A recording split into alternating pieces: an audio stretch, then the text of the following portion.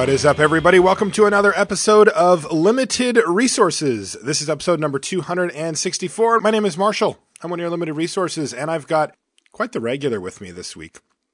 I'll talk to him in just one moment. Before I do, let's talk about Card Kingdom. CardKingdom.com is the sponsor of this podcast, and they are a great place to go and buy Magic stuff. Whether you need singles, whether you need sealed product, they have it all over there. They ship very quickly. That's one of their claims to fame. They also have a lot of attention to detail, which is great, and fantastic customer service to follow through with your order. And we've received tons of feedback, and I feel very confident in saying that they are tops in the biz when it comes to ordering your stuff. And so, you know, maybe you get some holiday, some Christmas money, some holiday money, and it's burning a hole in your pocket. Well, I think Card Kingdom would be a pretty good place to go to spend it. Make sure you check them out, cardkingdom.com. Also, if you want to support the show more directly, you can find our Patreon at patreon.com/limitedresources. You get some cool bonuses. In fact, I put up a little bonus draft video this week just for the patrons, and I try to throw in some stuff whenever I can over there, so you can check that out. Let's get into our guest. One of our most popular and recurring guests. It's Kenji. I've got Kenji Egashira back. Kenji, welcome. Hey, that's me. My name's Kenji. That's you, buddy. And again, thanks for taking the time, by the way. I know that this is a busy time of year, and I kind of dropped it on you, and I'm just like, I want to get Kenji on for some. I just kind of wanted to get you back on, and we could kind of talk about the year and talk about how things have been going with you and that kind of stuff. Sure, it's been a good year. It has been a good year. I agree. And the next year is going to be only better. Before we get into any of that fun stuff, though, let's crack a pack. What do you think? We're going to crack a pack? Yeah. So I really want to crack a pack because, I'm doing it anyway, but also because last time I had you on, you kind of changed the direction of Khans drafting. We talked about 5-color. You were on just like always drafting 5-color. And I started doing it after you convinced me. I didn't need much of a push, but you gave me the push I needed. And I started drafting it every single time. And I was doing really well with it until everybody else kind of started drafting it until you fought the mirror match every single round. Yeah, and then eventually, the way I see it, obviously I don't know this for sure, but the way I see it, that third person at the table started drafting it as well. And then there wasn't quite enough lands to go around anymore. That just kills it. Yeah, it really did. And then we had to go different directions. So what I want to know is where you're at now, and we're going to use this Crack-A-Pack to find out. Now, all right. This Crack-A-Pack was given to me by Bloodfray Giant from Twitter. His name is William. He is a longtime listener of the show. And I know him. Yeah, you know him. Everybody knows him. William Dzambier. I don't know how to say his last name, but it's pretty cool. I have a confession, Marshall. I've been cracking packs for no value on FTGO. What? God, I felt like a disturbance. I thought you might have felt something, but this is like upwards of 50 packs we're opening here. What are you doing? I'm sorry. It was entertainment purposes. Oh my God. These are not just any packs. They're like vintage Masters packs, you know, so they're... Jeez. I'm sorry. I shouldn't say anything. Balling out of control over there. Making it rain vintage Masters packs for your stream. You're crazy. All right. Let's shake that off and start with this pack that we also just kind of cracked. Well, for some value. Erase. Yeah, standard applications now that Jeskai Ascendancy is all about that unfairness. That's right. And you ever cast an Erase in Limited in this set? I can't say I have. I think I've probably sideboarded it, but yeah, I think I've had one cast against me. Yeah, and even then I thought that probably wasn't correct for him to bring it in. Mardu Warshrieker. That's the the red 3 colorless 3/3. Yeah, I like that guy. Yeah, I mean it's effectively a Black Lotus. Mm-hmm. It is. Yeah, it is. I mean, so many morphs. If you trigger the raid and get a morph face down, it's quite nice. He's fine, but he's not really what you want. Pack one, pick one, right? No. What about Smoke Teller? No. Smoky T, not high on your list either. What about Krumar Bonkin? No. This pack is not all great. Under Warshrieker so far. Yeah, me too. All right, well, this one's not going to break that stalemate. Taigam Scheming. Oh, first pick. Have you played a Taigam Scheming? I have not. That's one of the few cards I've never ever played. Me too. You know, when I first saw it, I thought this card is horrific, like absolutely unplayable. And then I had this little glint of hope. I was like, oh, what if there's just deck out there that is so delve-centric that it just needs any way to dump stuff in the yard, and then you untap and you play like 2 big creatures that they can't deal with. And I thought maybe that exists, and then it doesn't. Yeah, Scout the Borders, I think, is just better. It's like so much better. And it's in the same, like, I think that's one of the things you lose when you have 3-color sets like this, is that if any of the cards have crossover and are in the same wedge that want them, like the lesser one just completely loses out. Oh yeah, like, it falls off completely. Nobody wants it. It's just gone. Yeah. So poor Tygom scheming. It's also just a bad card. Bloodfire Mentor. Okay, that card's fine. Not amazing, but fine. I had an interesting scenario happen in a little live for fun draft I did yesterday. My opponent had Bloodfire Mentor, which is already not a great thing to have on board. It's okay, right? It does work, but it's not, you're kind of like, all right, well, I'm playing this Bloodfire Mentor, I guess. And then it also had Dragon's Claws on it.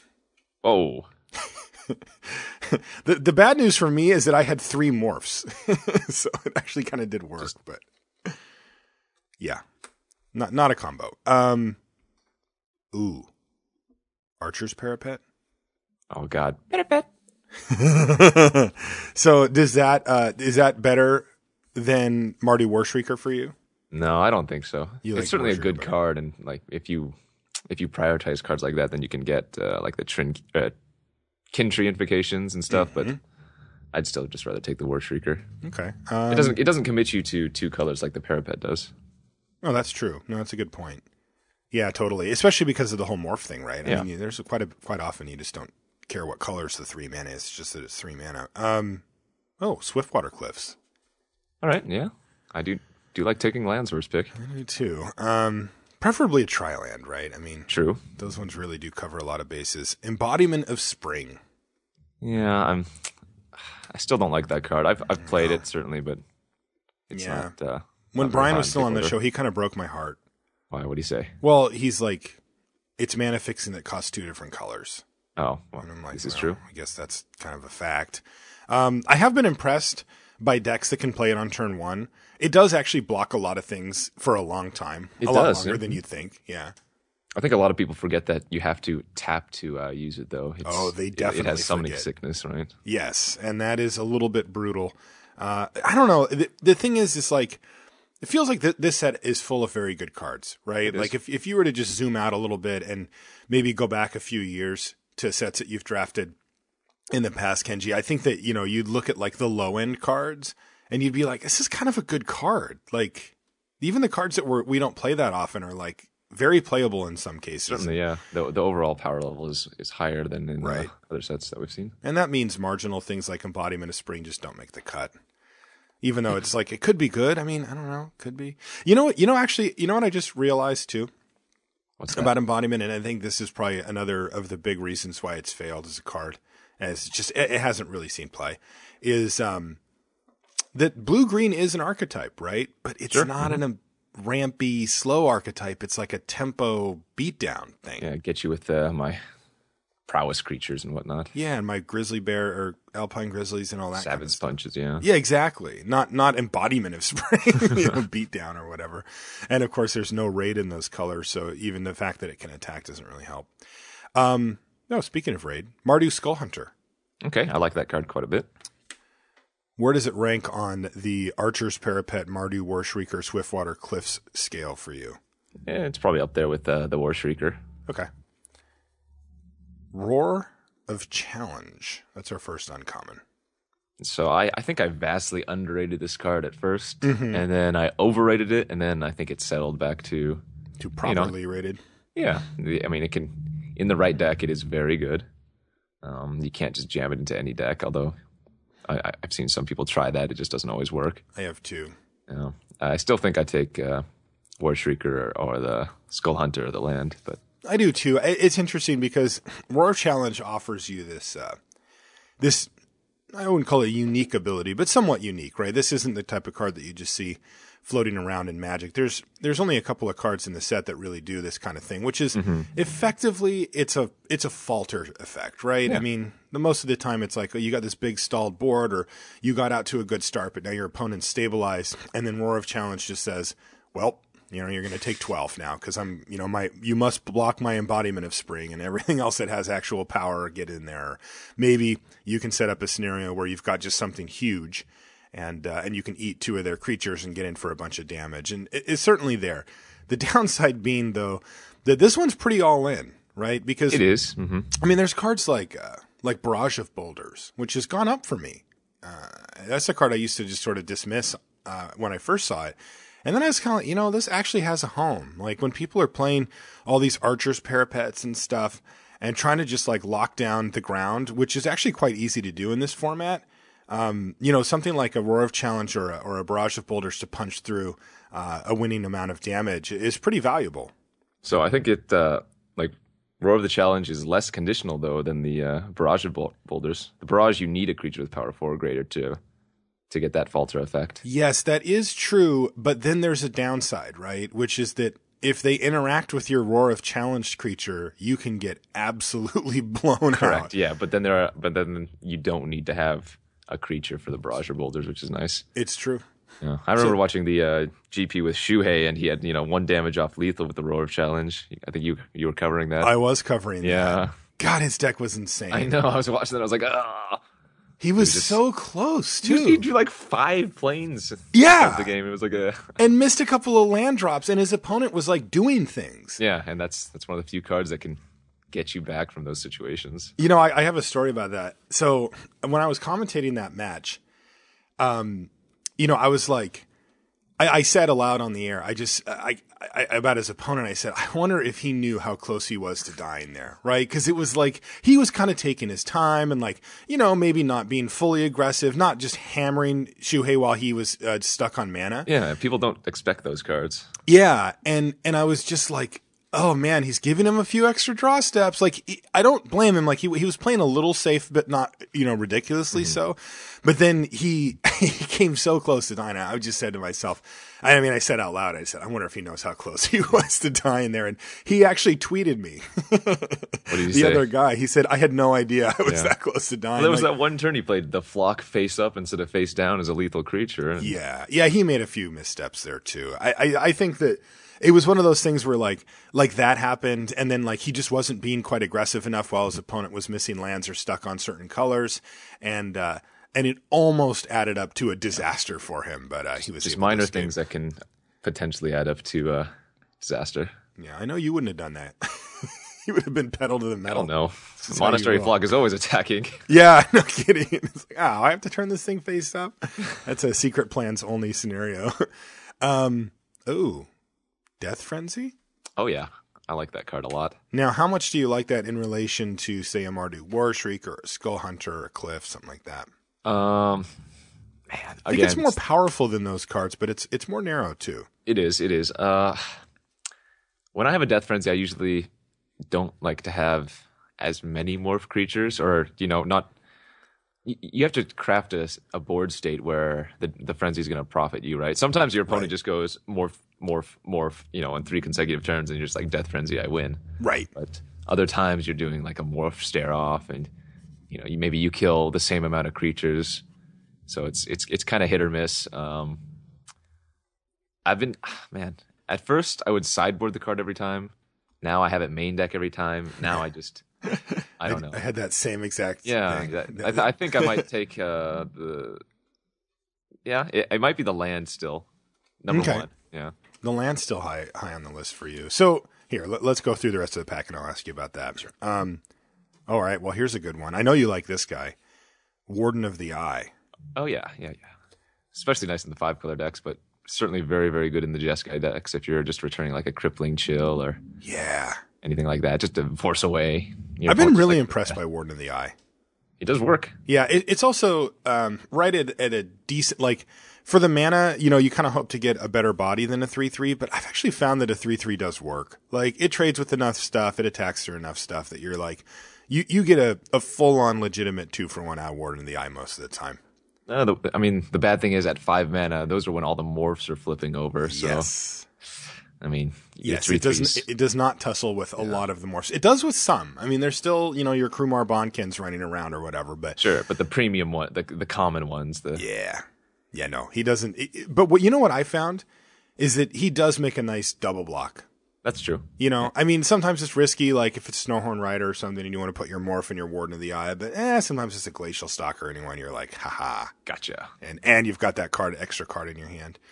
Our rare, this is a weird one. This is Mardu Ascendancy. Ooh. Yeah. So I really need your thoughts on this card, Kenji, because I found myself in a scenario where I was playing in a PTQ here in Seattle. Okay. And I opened my pool, and it was a very strong Mardu deck.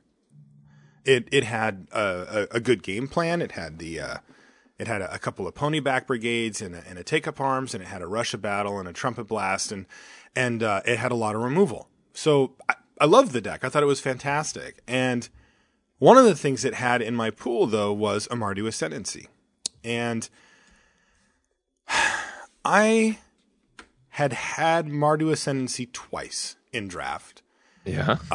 And I had drawn it a grand total of 1 time, and I didn't play it. I didn't have the mana, or I had other stuff to do or whatever. So my experience with Mardu Ascendancy was very small. I mean, I played against it maybe once or twice too, and I remember it doing something, and there was no like strong impression from me about, is this card, you know, one that like must I main deck it, or how does that work? So what I decided to do was I left it in the board, and I said, okay, I'm going to evaluate my matchup after game 1, because my deck was really strong. It wasn't like I need an extra playable and I'll just, you know, spin the wheel on the card I'm not really quite sure about. It was like the deck I submitted I was very, very happy with. And the Mardu Ascendancy, in my mind, would have either made it slightly better or possibly like a notch worse. You know, like it might have been a card that was really not doing great in sealed. So I was like, well, what I'm going to do is I'm going to evaluate, and I'm going to look at what kind of stuff my opponent's doing, right? Because if my opponent's trying to race me, or if they're trying to play Archer's Parapets or whatever, then I'll bring in Mardu Ascendancy, and I'll just, you know, put him in an awkward spot. But then I also thought to myself, well, this is sealed, right? And so most of the decks are probably going to be kind of these mid-rangey, you know, they're playing a bunch of morphs and random things and just, you know, kind of just clogging up the board with decent to good creatures, right? And so I thought, the Ascendancy is probably okay there, right? Like it's probably fine, but maybe not like an ideal matchup for it. And so I decided to leave it in the board and put it in sometimes against the right matchups. And that's what I did throughout the course of the day. And I have to say that like I was pretty consistently impressed by it. Yeah, I think the card overperforms. Yeah, like I was like, looking back, I think I would have leaned it slightly. I think I would have main decked it, but not resoundingly, not like, what was I thinking? It was more just like, you know, this probably did pull its weight in every time I've played it. Now, and that might be skewed because there were matchups I didn't bring it in. But I wonder if that was a mistake. What's been your experience with this card? Yeah, I disliked the card strongly at first. This seems to be a recurring theme, I guess. Disliking like a card strongly and then liking them a lot. I've really come to like the card. You have to have the mass pumps. You have to have it, and you know, mainly Trumpet Blast, because Rush of Battle doesn't pump the tokens when they come into play. Right, because they're goblins and they're already attacking. Well, no, not because they're goblins. Well, I just mean it doesn't work with the goblin side of it, and then they're already attacking or whatever. Yeah. But man, the swarm capabilities is so high. I've seen so many games where you just play a 2-drop, play a 3-drop, play Ascendancy, and you get them. And then, you know, even if they have bigger creatures to potentially eat your dudes, you can sack it and give all your guys +0/+3, right? Yeah, see, you can't. That's still Yeah, and I think that for me, that was the thing that I overlooked. Like, I knew you could do it, but I didn't really put together that, like, that often traded your Ascendancy for one of their blocks. Mm-hmm. That's the thing that I didn't quite grasp, was like, well, what's my worst case scenario with this? Like, make a token, they block my guy, I sack the Ascendancy, the guys trade. This isn't the worst case, but this is a common case scenario. And then I have a token in my guy and they lost their guy. Mm-hmm. Like, that's fine. Yeah. That's a perfectly as long as you maintain outcome. some board presence as a Mardu deck. Well, and see, that's actually the reason why I shied away from it, right? Is because, I mean, you know me, I like to think of things in bigger picture than just the best case scenario, right? Sure. And looking at this card, when you read it, it says whenever a non-token creature you control attacks, and then it says sacrifice it into, and then blah, blah, blah, blah, blah. And then it says the other ability is sacrifice it to give creatures you control +0/+3 until on a turn. Neither of these things apply if you're behind. The toughness one can sort of. Yeah, but it doesn't, like what I mean is, let's say that I don't have a reasonable creature going. Right? Or let's say I'm just down on, like, let's just say they go 2-drop, 3-drop, 3-drop, something like that. And I have like a morph. That's my play. And then I can play Ascendancy. Like, I'm not in a good position there, right? Like, it's not terrible.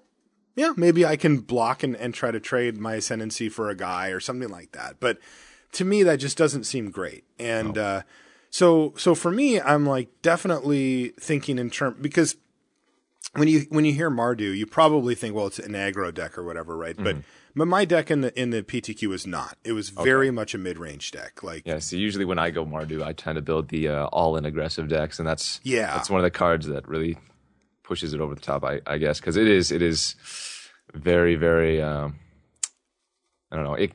It can win you the game, or can you lose you the game, I suppose. See, that's what I thought too. It feels like a home run strikeout type card, and I hate those cards. Yeah. Like, I wouldn't call it win more, but it's starting to border on win more. Where it's like, well, if you're ahead and able to have profitable attacks, it's like, well, okay. I mean, I guess I kind of like most cards in my deck in this scenario like that. This one does help, and it is unique. Like, and remember, I was playing a token deck. Like, I had, like I said, double ponyback, or maybe even triple. I can't remember. But also take up arms and stuff. So, I was absolutely looking to go wide. The thing is, I had cards that just did that. Yeah. Well, if you already have all those, I don't think you need the Mardu Ascendancy, especially since the Ascendancy doesn't put tokens into play if you're attacking with a token. Yeah, that was another thing that kind of got me. Yeah, I don't know. I mean, I think that I ended up in a good place with it just because whenever I was playing it, it was excellent. Because it was like I said, they were like Archer's Parapet Monastery flock, and I'm just like, attack, and they're just like crap. And that gets out of, I mean, you only need to trigger the thing like twice, right? Yeah. And then all of a sudden you've got a million little guys. And then, like I said, I was playing the Trumpet Blast deck or whatever, so it worked out. But yeah, but the deck I had was very mid-range. It was really like, to describe the deck would be to be like, play a couple of creatures, including a Ponyback Brigade, flip up Ponyback Brigade at some point after kind of managing their board using the removal spells I had, and then Trumpet Blast them out. Like, that was planning. I also had Crater's Claws. Oh, that's a good one. Pretty good Magic card, that one. Yeah. And anyway, all right, so what are we taking out of this pack here? We've got Ascendancy, Warden of the Eye, Swiftwater Cliffs. There's a Death Frenzy here. If you want to get a little more aggro, there's a War Shrieker or a Skull Hunter. I think I'd like to take the War Shrieker or the Skull Hunter. I think the War Shrieker's just about the best red common in the set. And generally, I think I'd like to try the Wheel of the Ascendancy, because I don't think, like, Skull Hunter usually goes pretty early, as does the War Shrieker. Mm-hmm. And Ascendancy, people don't generally want to commit themselves that early unless maybe, the opponent to your left opened a Butcher of the Horde or something like that. Yeah, I think, I mean, that's the thing, right? They'll commit. It's just not for and again, that card. The Shrieker and the Skull Hunter go into, a plethora of decks, whereas the Ascendancy is very, very niche. Right. I think I actually want Death Frenzy here. You can take the Death Frenzy? Okay. I don't know. I mean, I'm not... I think I like Death Frenzy just one notch below where most people do, but not much. Like, I really like it. I think it's really powerful. But I think it just pushes me in a direction that I want to go. Which is, I've been wanting to just slow things down. I just keep playing these well, actually, I need to talk to you about this. Why don't we just transition into our main discussion, which is just me asking you a bunch of questions. But, sure. But did you watch Gerard Fabiano's draft in the top 8 of the last GP? I saw a bit of it, yes, and he made some pretty crazy picks. I need your thoughts on this, because it has been so interesting hearing everybody's thoughts on how it went. What was going through your head when he was drafting? I mean, some of the picks I agreed with. Some of them were like, that's like the last card I would have picked, And he went he went focused. I will give him that. It was very, very focused, and I mean, I guess it worked out. It did work out. Okay, well, granted, he did open some nice ones for himself, right? He did. Sagumalar, etc. Yeah. Dig Through Time was a pretty good one. Yeah, exactly. So I don't know how well it would have done without getting a little bit lucky, but hey, if you're signaling that hard and nobody else wants them, I mean, did you? So let's see. So he was drafting with his friend on Magic Online a bunch, and his friend kind of had this idea. Mm-hmm. And the idea was Khans is slow, and Khans is all about card advantage, just raw numbers, right? And so anything that he took, he wanted it to be either plus cards for him or minus cards for his opponent. And that's why he valued Rakshasa's Secret so highly. I mean, did you see he picked it second? I did. I mean, I was in the booth for that, and I'm just like, what? Jaw was on the floor. He couldn't speak. I couldn't talk. I just couldn't believe it. Like, I thought he was trolling us at first. Because he pulled it to the front as if he had opened like a wingmate rock or something. I'm just like, and you guys like, no, he's just down. Yeah, he's just mad. And then he just like windmilled it and then started looking through the rest of the pack. Oh my God. But anyway, I don't know if you know this, but so day 2 of the GP. So he did draft. He needed to win all 6 of his rounds to make the top 8. Okay. He did. In fact, I think he won 13 in a row total or something. So he comes in for day 2 in the morning, and all he's thinking about is his deck, this one that we saw him draft. So he drafts it. This is kind of like the no red deck. The one in the finals was actually just straight Sultai, but like his general approach is just ditching red and playing the rest, which is something I've been doing for a long time in the format, but he's much more extreme on it. And he drafts a deck and he 3-0s. And he sits down for his next draft, and he needs to 3-0 it to make top 8. No hesitation whatsoever. Drafts the exact same deck, 3-0s, makes it to the top 8. We put a camera on him, and he's just like, play one way. Run it back. Drafts the deck again, and 3-0s. He 9-0'd the drafts at the GP. And I mean, that last draft was insane. Ben Stark was in that pot. I mean, that was a stacked pool. And I'm pretty sure what Ben Stark said, it was one of the best decks that he had drafted too. I mean, I don't know if you got a chance to watch that. I did not watch his. Well, yeah, it's for lack of a better term, it's draft porn. I mean, it was insane. Okay. Like, it was one of those ones where, you're watching and you're like, okay, well, he can hem and haw, like he's just deciding between kind of what shard to go into, and then he kind of settles into Black-White Warriors in pack 1 and gets hooked up with white cards really early. Considers going into Jeskai, but then is like, okay, black cards are here, and then the pack kind of dies on him. He comes away with a perfectly fine pack, nothing wrong with it, but it was one of those ones where it was like he was getting, like Enoch Tracker fit or Enoch Bonkin 5th or something like that. Sure, and like, it was like, okay, well, we're in business. And then it kind of faded a bit. And then in the second pack, he got hooked up decently in black. And then in the third pack, it was like, oh my God, like he just had everything. He got like, I think, God, I don't want to misremember, but it was something like a 4th pick Sorin. What? And he's black-white. He also had Sorin? Yeah, he also got High Sentinels of Erishin. Oh, God. Yeah, it was just stupid. And his deck was just off the charts. It was absolutely like, so we watched his draft first when we were at the GP, and I was like, can we just call this? Like, do we have to watch the top 8? Because nobody's beating Ben with this deck. Like, and then you probably start watching Gerard's second pick Rakshasas, and you're like, okay, let's go on to the next. And I'm just like, what happened here, right? Like, because I'm actually a big fan of Gerard. Like, I love that he's quirky and brings his own style to stuff. And he did maybe not this crazy, but he kind of went his own way in the GP. He won in Montreal as well. Mm-hmm, yep. And it was just, like it wasn't crazy stuff, but it was like, no, like this is kind of interesting drafts and picks that I think go against convention or whatever. And then he wins that. And then talk about Montreal, just to note. Sorry. Oh God. I just remembered that was Montreal. Boo.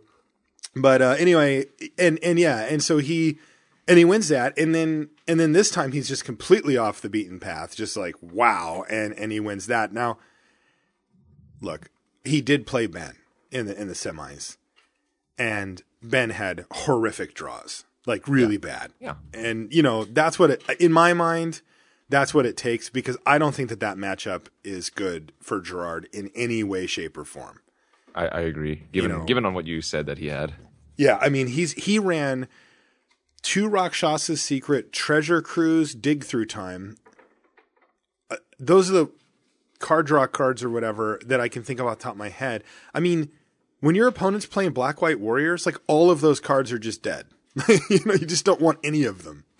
Like maybe late in the game, but if you've gotten late in the game, any big card works fine at that point. Even just a 5/5, right? Yeah, just a random 5/5 would be great. And so to me, it was like, wow, I mean, Ben is going to just absolutely run him over. It shouldn't even be close, but I mean, it's still Magic, right? And obviously, like when I'm in the booth, I like to build it up a little more, but I mean, of course, like we can't call this tournament. Like Ben could easily just get mana screwed twice and lose. And Gerard, I mean, he was onto something, right? He knew his deck. He knew what he wanted to be doing. He knew how to play it and how to draft it. So we got to give that a shot too. And, it did work out for him. Turns out it worked. Also, Gerard and Reed Duke, pretty close friends, and I hear Reed Duke is a big fan of Mind Rot, so maybe that... God, that is true. Right?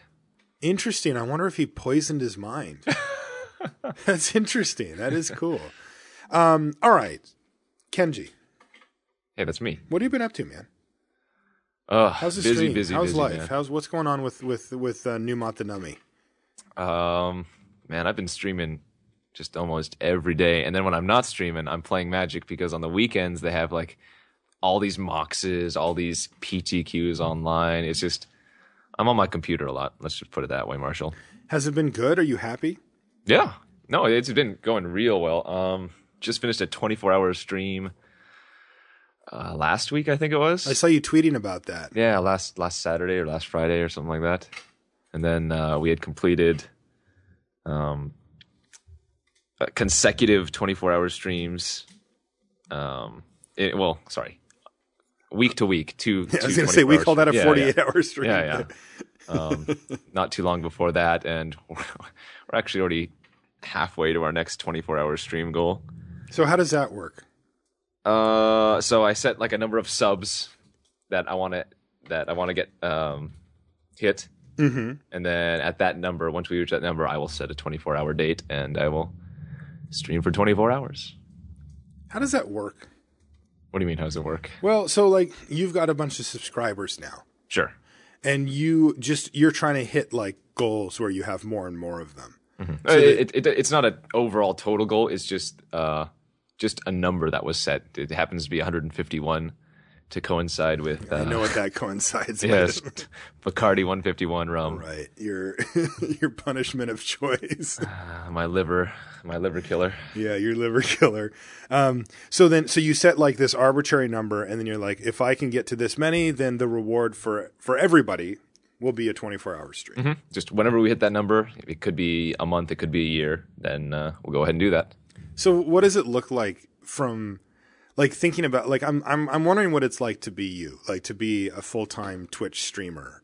Sure. Like what is it like? Like are you living the high life? Are you just rolling around in a Lamborghini and just like wondering how your life got so awesome? Or is it like a little more low key than that? What's it like for you? Well, there's an ongoing joke on the stream that after I finished my 1-year live stream challenge last year, I collected $5 million and bought my own island. And I haven't been invited out to your island yet somehow. No. But then I made the island look exactly like my living space. So that's why it doesn't look changed at all. Unfortunately, I've spewed off all the 5 million now. And so you're back to grinding the streaming. Back to full-time streaming. No, it's excellent still. I mean, I can't complain. I had no thoughts of it getting this big when I started. And it's just continued to grow. Certainly the biggest Magic stream right now. Oh, you're easily the biggest. Yeah, right? It's just yeah. And then now it's just about branching out. I've started posting a YouTube video every week at the bare minimum for people that can't catch the live stream now that Twitch mutes your stream if you play live music, and I like to play live music on mine. So right. So actually, I want to hear about that. So there's copyright issues with replaying music as like a recording, right? Yes. But you can play it live, and that's okay. You can play it live, absolutely. Yeah, and so it means, though, that if people want to go back and watch your archives, there will be no sound? Correct. Or there'll be certain parts that are muted and other parts that aren't. Based on the song? Based on the song. I don't know exactly what they're looking for. So is there, like, so was that a tough decision for you? Like, did you have to make a choice? Like, because having archives available it's valuable to your listeners, right? Or to your viewers, I mean. It is. The first thing that was changed is that they started deleting your past broadcast. Oh, wow. So it used to be that I could look back 3 years into my very first stream, you know? Mm-hmm. And now the latest or the oldest stream that I have is from October 27th, and that's going to be deleted in 2 days, it says here. Wow. But the thing is, the most views I would ever get on any of my just video playbacks is nowhere near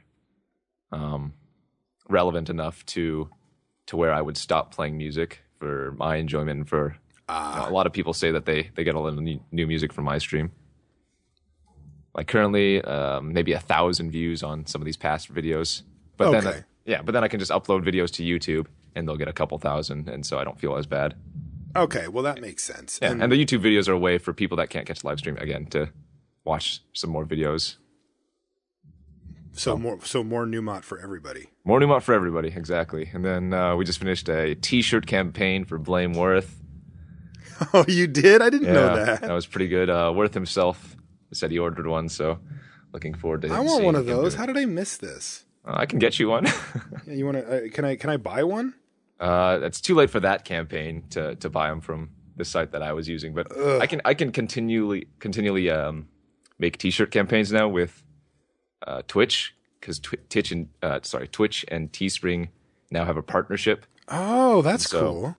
I contacted Twitch and they're like, "Oh yeah, we only allowed X number of streamers to do that. You know, the ones with like 500,000 followers or whatever." I'm like, well, if I could get on the next, batch of streamers, and like, okay, we'll do that, and then. So you can go to the Twitch store, and whenever I have a T-shirt there, it'll be sponsored by Twitch and Teespring. It's pretty sweet. How does that work for you? Teespring is so nice for producing T-shirts where the streamer doesn't have to do anything. All I have to do is submit the design. Exactly. Submit the design, submit the different colors, schemes, the different patterns or whatever the different sizes, et cetera, et cetera. And then they do everything. All you have to do is hit your goal. So if I set a goal of 5 T-shirts and at least 5 people buy that T-shirt, they will print them. They will do all the work. And then if 4 people buy the T-shirt, then they will refund the money back to those people, and the T-shirts won't print. God, that's really cool. Yeah. So there's no back end work on my part. I just click, submit, see if it reaches its goal. If it does, they send me a check. And so do you get money from this? Like, how does that part work? Oh yeah, no. It's a nice chunk of change, depending on how many T-shirts. Yeah, so you can set different amounts for the T-shirt as well. Like if I set my T-shirt to sell at $50, I'd be making like $30-some for every T-shirt sold, right? Right, it's kind of like a fundraisery type thing. Yeah. But usually the T-shirts, most of them on Twitch are sold for around $20. Yeah, that's a pretty standard T-shirt price. And they're good quality. I've a few of them from Teespring already. I've got my punt T-shirt and my Dealing I've seen that shirt. I've seen you wear that shirt. Exactly. Yeah, that's I mean, I don't want to get too far ahead of myself, but I've actually been working on T-shirts for LR as well. Yeah, no, and I think it's a great idea. Yeah, not through them. Maybe I made a mistake with that. I like to, I like to have control on this stuff, to make sure that it's the way I want it and like it's all perfect and all that. But I've been working with a company in Colorado, and I'm actually getting I've actually already got a sample of the shirt. And then I made like a small change to it because I'm picky and stupid. And so, and every time you make a change, it costs you quite a bit of money, it turns out. But I figured this is going to be like the baseline LR t-shirt. So I might as well get it perfect. Yeah. And I did some detail stuff on it and everything. And, anyway, but I'm waiting for the the second, they call it a sample. The sample is the basically it's like the prototype. It's like, this is what your shirt's going to look like. Yeah, if you sign off on this, you're going to have 1 billion of these things. So does it come in like a 5-inch T-shirt design, or it's not full size yet? Exactly. Yeah, and I mean, for me, like I said, I'm just picky, but the first one came back and the logo was just like a little small. I literally made it like, I think a quarter or a half an inch bigger. I think it's $400 or something to do that. But it's like, I really want to get them right, and, anyway, so I haven't actually talked about that on the show. Cause I don't know. Are you like this too? Like, I try to avoid talking about things that are happening, but that haven't happened yet. Yes. Right. Like, I don't want to go on the show and be like t-shirts, because get this. The joys of owning a small business, Kenji. Get this. I started this t-shirt process in May. Oh, God. Now, so part of it's on me, but like it is not fast, to have all this stuff done. Like, it's always waiting, and the shipper and the manufacturer and the designer, and it's just like all this nonsense. And obviously, like, this could have been done sooner. It's just like with my travel schedule, it makes it hard to keep up on it fully. But like, I've been pretty diligent about it. And it's like, I still don't have actual, like printed t-shirts. Like, I'm in the last stage. Sure. Like, once a sample comes back, if it's good, I say, okay, we're good to go, do the print run, and then they're going. But then I have to still wait for the shirts to get printed. But it came up in conversation with you here, so I figured why not. But I figured, but generally speaking on the show, I don't. Yeah, it's just like, because you don't want to say something and then then it takes 6 months. Yes. Do you do that too with your stuff? Sometimes for the t-shirts, man. I saw the t-shirts from the other streamers offered on the Twitch store, and I'm like, how can I do this? So I contacted them. That must have been like December 5th, and then I emailed the guys and was like, hey, I'd like to be in this next batch of streamers being able to do this. And then they were like, okay, done. Designs really quick for just hashtag Blameworth or whatever. Because your shirt was really straightforward there. Yeah, right? I put up the goal, I put up the design, whatever. And they are already being shipped. They will be here by the 30th, I think. God, you're smart. I think, yeah. I just got an email that says that they're shipping them out somewhere. So. I'm so stupid picky. But like, that's the thing is, so like the shirt has like, here, I'll just spoil it. It's got the logo for LR on the front, but then like I did the thing where, like the inside tag, okay, instead of being like a little tag, it's like printed on the inside, Ah. and it's like kind of fun. And like, and I got like the good shirts, like the high quality ones or whatever. And like, yeah, whatever. We'll see. I hope that they come out nice. People have been asking for those shirts for a while, so I figure it's about time to do it. And, now that I've kind of got like a feel for the sleeves and the deck boxes thing, which also took an infinite amount of time, by the way, if you're interested in doing those, they are. I remember talking to you about those. Yeah, they're a headache. They really are. I mean, the good news is like after you get the design in and after you get everything done, then like, it's kind of a matter of just having the money and just being like, I would like more of those, please. Mm-hmm. Because they're pretty expensive to get made. But you don't have to go through all the back and forth of like getting the design in. It's just a matter of like, being ready to go with it. Since you've already done all the pre-work or the work before. Yeah, exactly. Yeah. It's like that, but it's always something with this stuff, man. Do you feel like that? Do you ever feel just like, God, there's always something going on with this? Yeah. I do, but it's I don't know. I enjoy it. It keeps me busy. That's how I feel too. I feel the same. It's like, it's funny because I think that like, like it's easy to look at like what you're doing and what I'm doing and stuff and just be like, well, you get to do a podcast and, you get to stream and whatever. But it's like, man, there's so much stuff behind it. Like it's amazing how much that stuff can creep up and just interfere with, you just want to do the show, like it's a lot of background work, and I'm lazy sometimes and I don't want to do it. So I'm just like, I'll just turn on the stream instead of doing something that might be more important. You'll just work instead of working. Yeah. Well, one aspect of work as opposed to the other aspect, I suppose. Yeah. I guess that's similar. So what have you been drafting lately? I know that, they brought back Modern Masters for a while. There's been like some different stuff on Magic Online. Have you just been all Khans? What have you been doing? Oh man, I've stayed away from cons for like the last month. I figured you had. Yeah. They've got Did holiday. they have Urzas for a while? They have it right now. You better believe I've been grinding. God, that. so I'm actually holding you back from an Urzas draft right now? No, I got presents to wrap. I got things to do. Okay. And again, slacking on some other aspects of life. Yeah, well, that's my fault though, and you have to apologize to whoever you're taking a little time. I'm not going to keep you for too long. That's the good news. But it's okay. I like to talk about Magic. Yeah, and I'm glad I'm glad that you had a little bit of time, because for those we're recording on Christmas Eve. Kenji and I are just putting in a little work time. But I didn't want to miss the show. Like I don't know. It's funny because sometimes people say stuff like that, like, oh well, you should just take the day off or whatever. It's just like I like it's like I look forward to doing the show. It's not like I just don't want to do. The podcast is the part I love. And even if you don't want to do it one day, you still want to do it, Yes, it's exactly right. And then and especially like, does this ever happen to you? I have this sometimes where you're kind of like, oh God, like I was going to do this other thing, but I can't because I got to do the show. But it's like, okay, let's go do the show. And then you're a little like grumpy about it. But then once you start, you're like, oh, sweet. I get to do the show. That happens like all the time. I wake up, I have some coffee. I'm like, oh, God damn it. I got to freaking stream right now. And then I start drafting. I'm like, oh, yeah, man, this deck's going to be sweet. And then people start trickling in. And it's like, yeah. Yeah, I'm the exact same. Holiday Cube. Holiday Cube. Man. Have you been Holiday Cubing? Oh. You don't even know. And it's powered. So you get all you get the Moxes, you get the Lotus, you get the et ceteras. All right. I've been going to give us the big picture. How do you approach this Holiday Cube? Brown.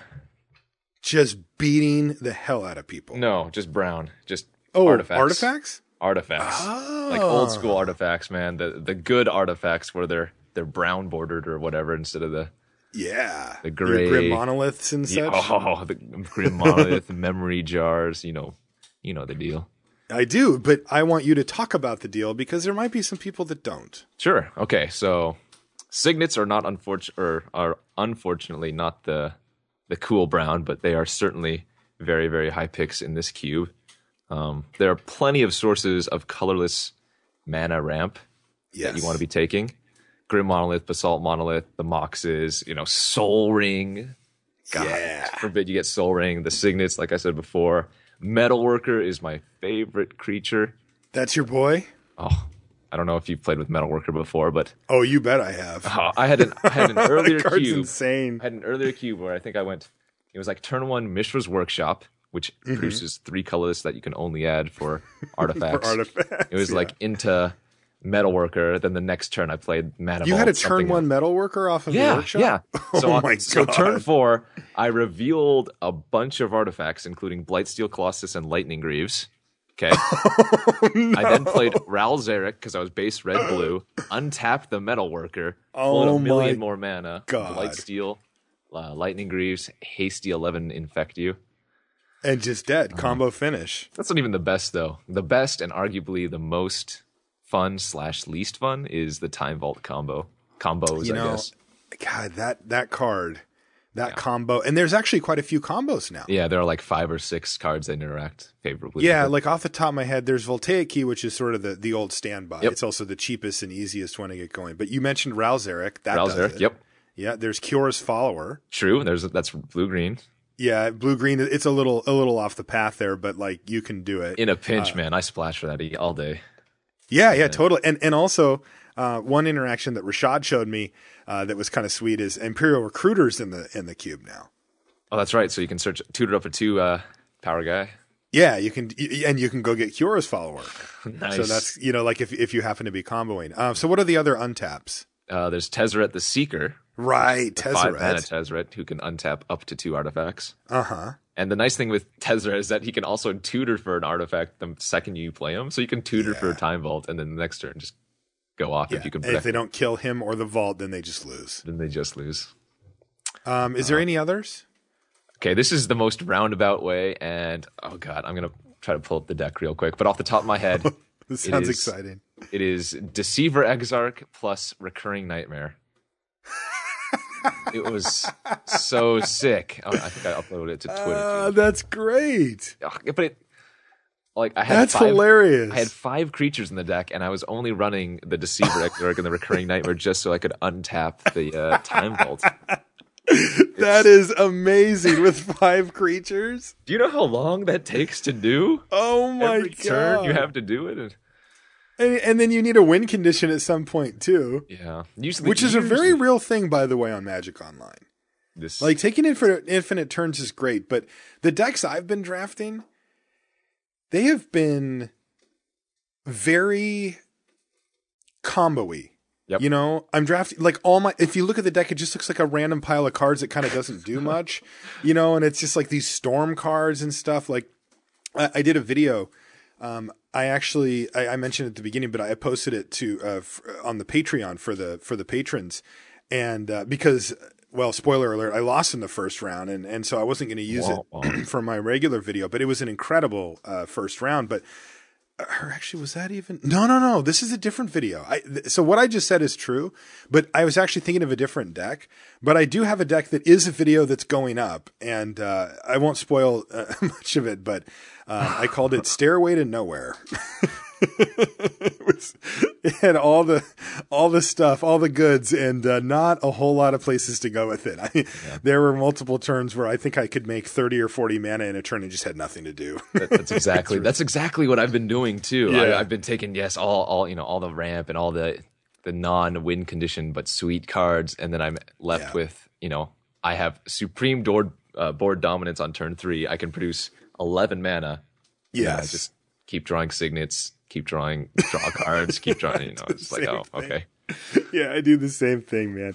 I still haven't really figured out what the best type of win condition is in decks like that. I mean, I think a Storm Finish often makes sense because you can set up turns where you can cast, like, because I've been valuing the draw 7s very highly. The draw 7s being the, time Spiral and Time Twister and what's Wheel it called? Of Fortune, Memory Wheel Jar. of Fortune, Jar, right. All of those things.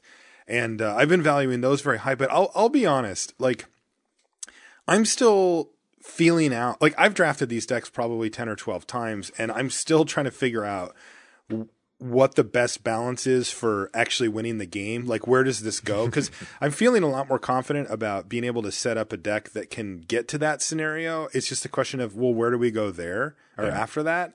And that's still a little bit unclear to me, to be honest. I think I liked your idea with Blightsteel, but sometimes you don't get it. Yeah, there are so many good win conditions in these types of decks. I think that maybe it's just better to prioritize them before maybe some of the other cards that you would generally take before them. Like I'm looking at this last deck here, and I have 6 Signets, I have Soul Ring, I have Mox Jet, I have Mind Twist, right? Oh, that's a good one. But okay, let me count the ways I have to win the game. I'm splashing for Garruk, Apex Predator, a 7-mana Garruk. Okay, big boy, yeah. I have Tezzeret, Agent of Bolas, so I can siphon them out or produce 5/5s. And I have a Phyrexian Revoker. To beat down with. Yeah, and then the rest are like Duress, Repeal, Daze, Diabolic Edict, Grim Monolith, Pentad Prism, Winter Orb, all these things to ramp or deny them from doing something, but I don't actually have that many win cons. So that's interesting, because like, what if your opponent is playing like heavy blue with a bunch of counters? Then I lose. You just lose, right? I do have a Time Spiral in this deck, so I can shuffle. I see. So you can kind of work through a few of them. But there are only basically 2 cards in this deck that can win the game. God, see, that's what I keep finding myself in. Yeah, and that's you need a few more conditions, or just more creatures in general, I suppose, because it says 3 creatures in it.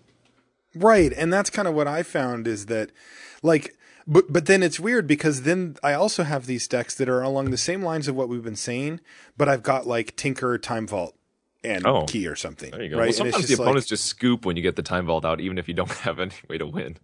God bless them too, because that can be quite difficult. The first time I had the combo, I misclicked the trigger since it's a little bit awkward what it says on Magic Online. And I'm like, I click no, and it untaps my opponent, and it goes to his turn. I'm like, what just happened? And everybody in chat's yelling at me. Oh no, that's brutal. I've also and of lost course, a game any with mistake Mana you Crypt. make are public. You lost a game with what? Mana Crypt when I was going off with Time Vault. Oh really? Just TikTok? Yeah. Oh, that's dangerous. Yeah. Because I couldn't find a win con in time. I was taking infinite turns, but I was losing 3 life, every other turn thereabouts. Yeah. I mean, 1.5. Yeah, you were losing 1.5 life per turn on average, Yeah. and it does add up. Yeah.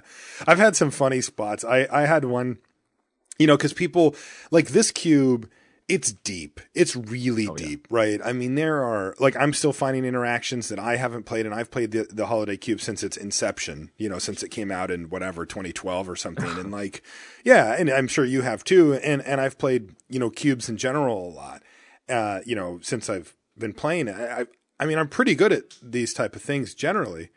And I'm still figuring out a lot of stuff about this particular cube. And it's funny because I know my opponents are too. I had one scenario where I played Time Vault, but didn't have any combos with it. Because my opponent played Mesmeric Fiend and took away Ralzeric from my hand. And I was bummed, right? Because I was actually going to go like turn 2, turn 4 and just win. But so I'm like pretty dead. Like I don't really have much going on. And so I start attacking him with my trinket mages and, my, whatever. And I'm getting his life total down a little bit. He's below 10 or something like that. Cause he's kind of taking it. Because you know how it is when you play Mesmeric Fiends and stuff, like they don't really interact in combat much. And even though they're slowing down your opponent, they're kind of slowing you down too. So he's not really able to finish me off. Yeah.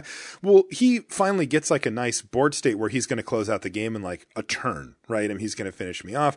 And I'm like, me, I never concede, like I don't scoop. And so I'm just like attack with everything.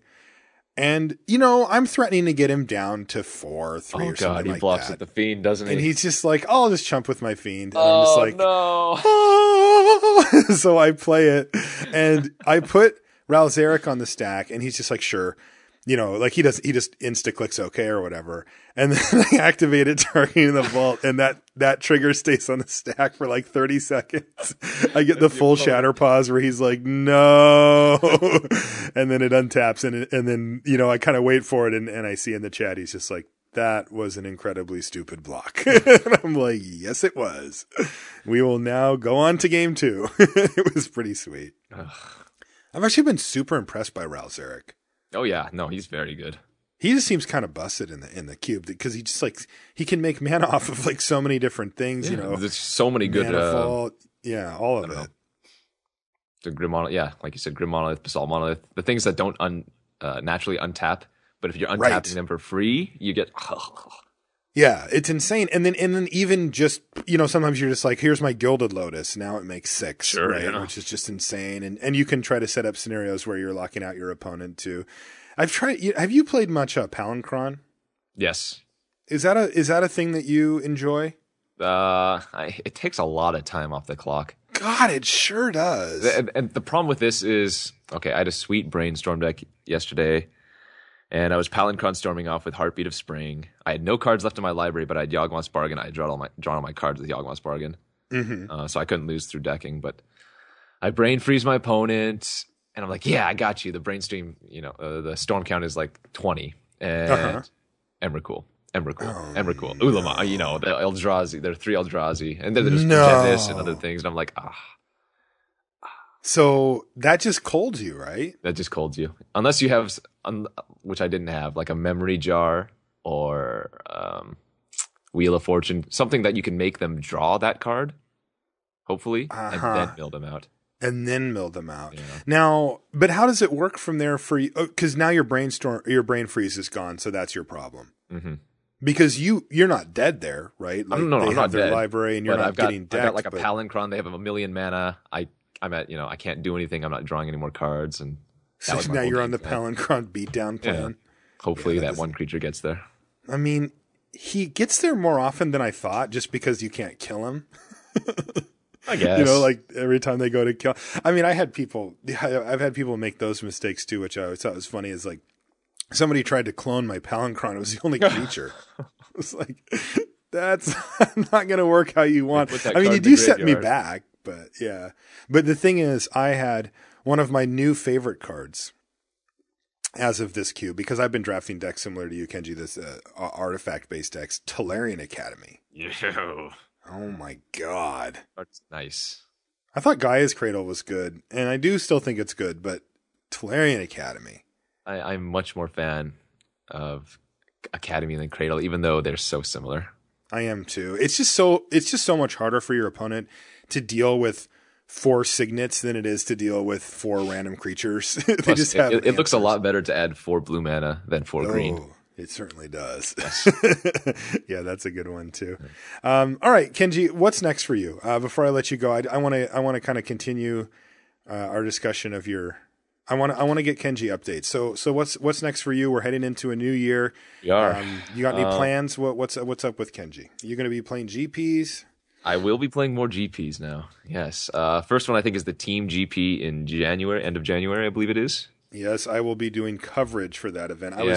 I was actually hoping to play in it with you, as it were. But as it turns out, I believe I'm going to be doing coverage there. That's all right, though. I will be down there. I will see you. Our team will crush. It will be. You guys are going to do great. Hopefully, yeah. We didn't do so well last time, but right. Then there's for sure Vegas. I want to say. Yeah, Vegas. I want to make sure I'm going to the big ones. The Team GPs, the Modern Masters, that type of thing. I haven't scheduled anything else out yet, but I do plan to travel a lot more. Limited only? I know you've been dabbling. Yeah, I've been dabbling. I have some constructed decks online now. Legacy deck, stuff like that. Only planned for limited right now. I think that's smart. Yeah. That said, you would be scary, man. Like with how much you play and how much you can grind. Like think of it like this. Currently, you're grinding limited formats, right? Like 300 card combinations in all different colors and configurations. Now, imagine grinding just one deck the way that you grind a limited format. Like, you would know that deck so well. Like, really. Like, if all you're doing is playing like 2-mans and 8-mans and dailies with, the deck of your choice before a GP for like that week or whatever, I think you'd be scary, man. I mean, I know it's not that fun, like to just grind the same exact deck over and over and over and over and over. That's the only problem. Yeah, I mean, I don't like it either. But like, I could see, like, if you find a deck that you think is very good and suits you, to take a week or whatever it is, and to get really good with the deck, maybe 2 weeks or however long it takes, and put it together for a GP run of like maybe 2 GPs. Let's say there's a GP 1 week, and then 2 weeks later, there's another one with the same format or whatever. They're both standard. Sure. And then just try to go. I mean, with the way that you can grind and I'm using this term loosely, but work ethic. But you know what I mean? Like you really do. You put in your reps, and you're good at that, and you have a system for it, and and it's like, I don't know. I honestly like. I don't want to push you away from the good guys here, but I do think that there's something to be said for you to put in a bunch of time on a constructed deck. And I think that's a good idea too. Generally, Not too they say much time. Well, you know what I mean. Generally, they say what if you're good at limited, you're probably pretty good at constructed. Yeah, but maybe limited's a lot harder than constructed. Yeah. So, like all the pros all say that it's like it's much harder. I mean, the skill set's a little different, so there is some overlap that doesn't count, but. For the most part, I don't know, man. I think it would be pretty sweet, and I think you'd be scary with the deck that you just knew every interaction and you just seen every scenario multiple times. Yeah, I mean I wouldn't want to play against you. I'll tell you that. And you're comfortable enough with all the baseline mechanics for Magic that you could start to concentrate on the more in-depth stuff almost immediately. I think the main thing would just be. Making sure I take my time. I play pretty fast on Moto. You play super fast. Okay, super fast is you do. I mean, I watch your stream. I've played against you in real life, and you play fast there too. But in like a GP setting, I'm pretty methodical. Oh yeah, that's true. And when we when I've done coverage of you at a GP, also I'll just usually when I'm out of the booth, I'll just find you to see how you're doing. And you're right, you are much more methodical there. Yeah, I don't know. I think it's worth a shot. I think so too. So you're going to do GPs. What's up with the stream? Stream's just going to keep chugging along? For the most part, I think this is the Magic age where I need to start branching out new horizons, I like this. You got any ideas? Nothing set in stone. Okay, I've got some ideas that I'm not going to say on here, but I'll talk to you about after the show. Okay, absolutely. I got some ideas for you. I'm your biggest fan, and I want to see you succeed in the biggest way you can. So I do appreciate that. Thank you. I got some ideas. All right. I'm looking forward to hear those. Kenji Egashira superstar. North Korean superstar. North Korean? Yeah, I'm gonna go to North Korea, man. I'm gonna be. What? I can I downvote that? Okay, fine. That idea. I don't think I want you to go there. I'd rather have you stay here and be better. All right, Kenji, why don't we wrap this thing up? I want to make sure that you get some time with your family and friends. Sounds good. I should probably go Christmas shopping, or I don't know. Oh yeah, No, I've done that, but I do need to wrap some stuff. And there's also, I'm not going to lie, Kenji, there's cupcakes. What? Yeah, What? They're sitting right over there. My girlfriend tell made me it about this this. morning. Like, I woke up to the smell of cupcakes in our condo. I'm like, oh my God. And they're just sort of sitting over there staring at me. And I can't. All take you it told me anymore. was that she was wrapping presents. You didn't tell me there were cupcakes. Yeah, the cupcakes happened first. They're on cooling racks. You know, those things that hold them in the air and they kind of. It's like I can see them. I can absolutely see them sitting on the counter from where I'm recording, and it's just killing me. So we're gonna wrap up the show, and like I said, let you get back. Before we do though, Kenji, where can people find you? You know, I mean, I think that our listenership, viewership crossover is very high, right? Mm-hmm. Like there's a lot of LR listeners that watch your stream, but you know, there might be a few out there that haven't had a chance to check it out. Where can they find you? The main place they can find me is going to be on twitch.tv. That's going to be twitch.tv/Numotthenummy. So I'm going to put the link in the show notes too, just so you know. Okay, sweet. Thank you. And so then people can just click on that. Yep. On Twitter, you can just find me at Numotthenummy, NUMOTTHENUMMY. You can tell I've said that a few times. I always give you hell for that name. Yeah. And then on YouTube now, at Numotthenummy. There are some really old YouTube videos. I started recording on YouTube before I did the I whole remember Twitch that. thing. Yeah. I remember when you did that. We talked about that when you did it. Yeah. So that's, that was a long time ago. They're like 5-year-old magic videos of M10 or something. I don't know. That's awesome. Whatever that was. But now there are updated cube videos and now, KTK drafts. Real quick though, are you doing these separate of your stream? Yes, they are like completely separate. These are not repurposed stream videos. These are like, hey, it's Numotthenummy, we're drafting cons, like the kind of videos that I do. Exactly. Yep. Oh, great! So these are for the people again that can't tune in live, or maybe, if the video gets muted, then people can watch these instead, and they're completely different. And so that's new content from you there. Yes. And that's YouTube. Your YouTube channel is also Numotthenummy. Correct. You know, that is the good news. Like, I can't get limitedresources.com because, you know, some guy in Hong Kong has it and, you know, won't give it up or whatever. But I have a feeling that you're not going to have that problem. Not going to have too many Numotthenummies. No. Okay, well, that's great. Kenji, thanks a lot for taking the time on what's going to be a busy holiday day for you, I'm sure, to come hang out and chat. I thought we'd have a nice, relaxed kind of me and Kenji just, you know, talking, conversating, that kind of thing show instead of some hard-hitting, you know, technical show or whatever. I thought it would be fun for the holidays to just kind of kick back and relax with friends. Always fun, Marshall. If you guys want to find me, I'm Marshall_LR on Twitter. You can find everything related to the show at lrcast.com. I'm going to be doing a little bit of, I'm going to Vegas after this for my birthday with the girlfriend, and then there's GP Denver the following weekend with all types of great stuff. So it's going to be a really great year for LR. I wanted to take a minute, of course, to say thank you to all of the listeners as well for all the support that you've given me over the course of the year, both via the Patreon, but also just by sending me emails and tweets and stuff. It's one of those things where, like, I feel very confident and very happy about the decisions that I've made with my career and where I'm at with doing the podcast, and you guys are the reason why. And I wanted to say happy holidays, and I hope that everybody enjoys their festivities as we wrap up what's been a great 2014 and look forward to an even better 2015. Guys, we'll see you next week.